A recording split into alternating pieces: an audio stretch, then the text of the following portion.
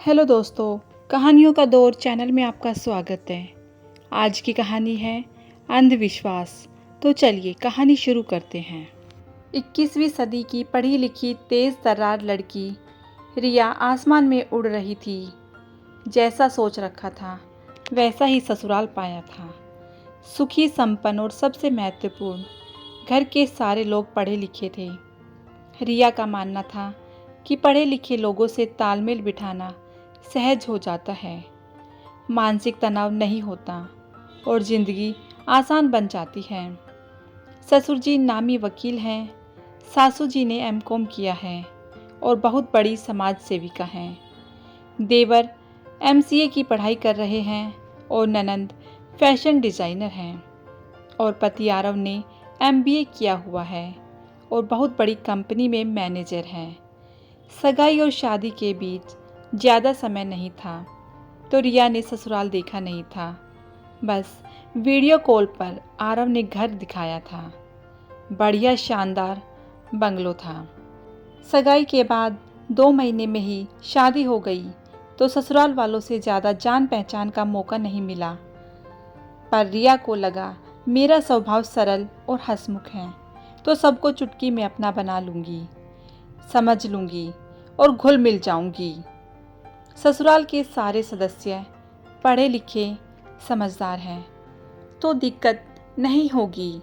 शादी भी निपट गई और रिया आरव का हाथ थामे एक नए जीवन की नींव रखने जा रही थी। पर ये क्या, रिया ने गाड़ी से उतरकर दहलीज पर कदम रखा कि आश्चर्य में पड़ गई।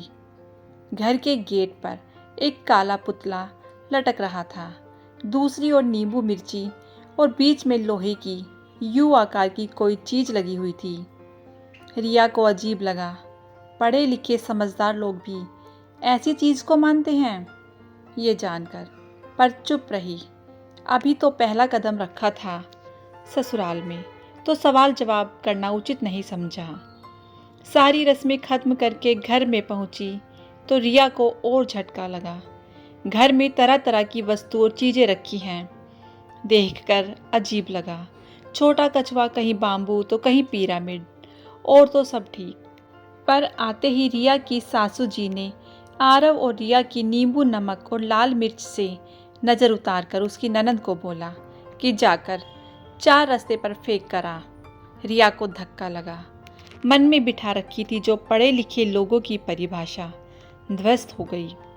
पर अभी कुछ भी पूछने का समय नहीं था तो चुपचाप रिया सबका अनुसरण करती रही। सारी रस्में निपट गई। आरव का हाथ थामे अपने बेडरूम में गई। पूरे रूम में बुरी नज़र से बचाने वाले हर टोटके मौजूद थे। रिया को बेचैनी होने लगी, मानो पढ़े लिखे लोगों के बीच ना होकर कोई झाड़ फूंक वाले बाबा के घर आ गई हो। थकी हारी सोचते सोचते कब नींद आ गई पता ही नहीं चला। सुबह उठी, नहा धोकर नीचे आई तो सासू माँ ने कहा, रिया तुम और आरव करुणानिधि स्वामी के आश्रम जाकर उनका आशीर्वाद लेकर आओ, बाबा जी की कृपा बनी रहेगी। रिया का दिमाग हिल गया। साक्षात द्वारकाधीश को ना पाए लागू, जो जीवन आधार है, ऐसे बाबा जी को क्यों नमूं। पर शादी के पहले ही दिन आरव को नाराज करना नहीं चाहती थी। रिया तो बेमन से आश्रम गई। बाबा जी के चेहरे पर रिया को देखकर जो भाव बदले, उसे देखकर रिया के दिमाग में आग लग गई। क्या सोचा था ससुराल वालों के बारे में और क्या निकले। ये बाबा कौन से भगवान हैं, महज हमारे जैसे इंसान ही तो हैं। इतना अंधविश्वास और अंधभक्ति।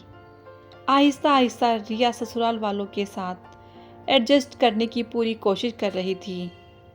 पर हर रोज़ कोई ना कोई बात ऐसी हो जाती कि मन आहत हो जाता।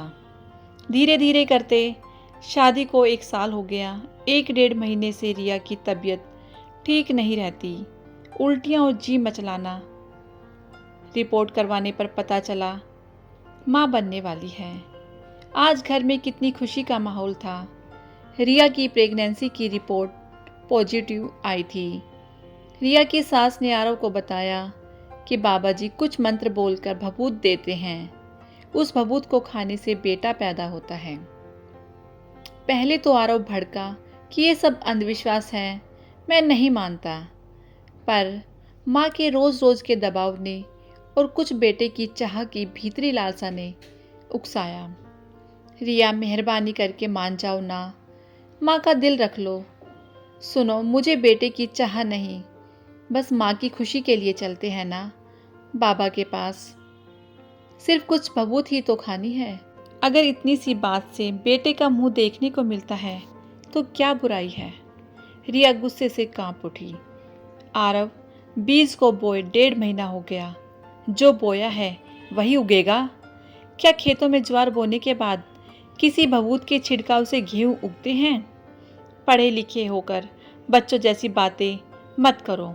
मैं नहीं जाऊंगी किसी बाबा के पास।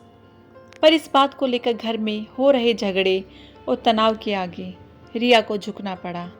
बेमन से खाती रही भभूत। उसकी सास सबके सामने इतराती रहती, देखना हमारे घर गुलाब जैसा बेटा ही आएगा। और बेटे के सपने देखने लगी। घर में सबके मन में ये बात बैठ गई कि बेटा ही होगा। इतने में 9 महीने बीत गए और एक रात में रिया को दर्द उठा और अस्पताल ले जाना पड़ा। बाहर सब बेटे की प्रतीक्षा में बैठे थे कि अभी खुशखबरी आएगी। रिया की सास ने नर्स को बोला, जल्दी से मेरे गुलाब जैसे पोते को ले आना मेरी गोद में। बारिश का मौसम था। बिजली जोर से कड़की और नर्स ने आकर एक और बिजली गिराई। माताजी, गुलाब नहीं, जूही खिली है आपके आंगन में। सबके दिल बैठ गए। ये क्या हो गया? आरव ने जैसे तैसे दिल बहलाया और बोला, कोई बात नहीं, बेटी तो लक्ष्मी का रूप होती है। पर रिया की सास मानने को तैयार नहीं। बोली, बहू ने श्रद्धा से भभूत खाई होती तो ज़रूर बेटा होता। खैर, अगली बार ढंग से खिलाऊंगी। आरव ने उसी समय अपनी माँ को सख्त शब्दों में डांट दिया। माँ, अब बस भी कीजिए। आपके अंधविश्वास ने मेरे मन में भी बेटे बेटी में फ़र्क का बीज बो दिया। मेरी बेटी मेरा अभिमान होगी। अब आप मुझे बख्श दीजिए और आप भी ऐसे ढोंगी बाबाओं के चक्कर से निजात पाइए। तो दोस्तों, हमें ये कहानी यही सिखाती है कि हमें किसी बाबाओं के चक्कर में नहीं पड़ना चाहिए। हमें ऊपर वाले पर पूरा भरोसा रखना चाहिए, क्योंकि जो भी होता है उनकी ही मर्ज़ी से होता है, और अपना काम करते रहना चाहिए। तो दोस्तों, आपको ये कहानी कैसी लगी मुझे कमेंट करके ज़रूर बताएं। यदि कहानी अच्छी लगी हो तो कहानी को लाइक कीजिएगा, शेयर कीजिएगा, और यदि चैनल पर नए हैं तो चैनल को सब्सक्राइब करना बिल्कुल ना भूलिएगा। कहानी सुनने के लिए बहुत बहुत धन्यवाद।